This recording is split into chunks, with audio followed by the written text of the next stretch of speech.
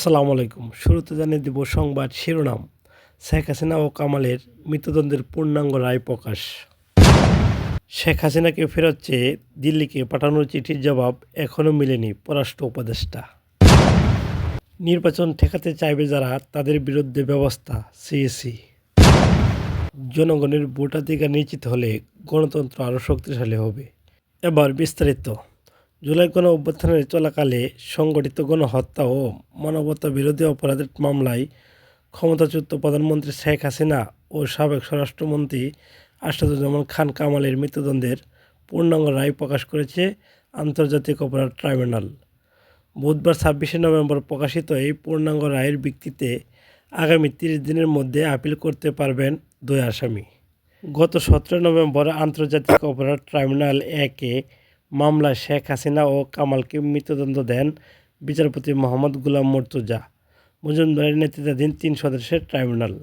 একই মামলার সাক্ষী হিসেবে থাকা সাবেক পুলিশ মহাপরিদর্শক আইজিপি চৌধুরী আবদুল্লাহ আল মামুনকে 5 বছরের কারাদণ্ড দেওয়া হয়।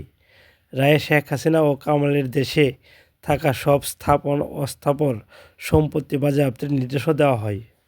শেখ হাসিনাকে ফেরত চেয়ে দিল্লিকে লেখা চিঠির জবাব এখনও আসে না বলে জানিয়েছেন পররাষ্ট্র উপদেষ্টা মোহাম্মদ তৌহিদ হোসেন।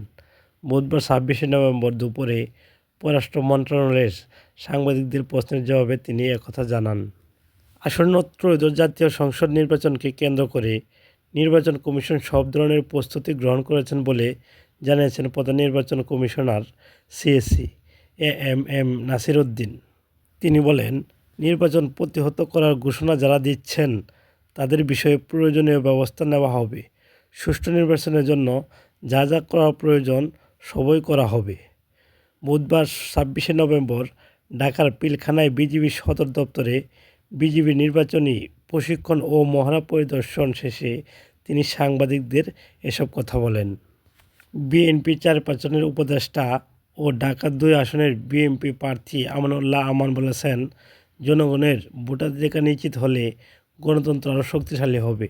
অবাধ ও সুষ্ঠু নির্বাচনের মাধ্যমেই প্রকৃত গণতান্ত্রিক সরকার প্রতিষ্ঠা সম্ভব, কারণ গণতন্ত্রে জনগণই সব ক্ষমতার উৎস।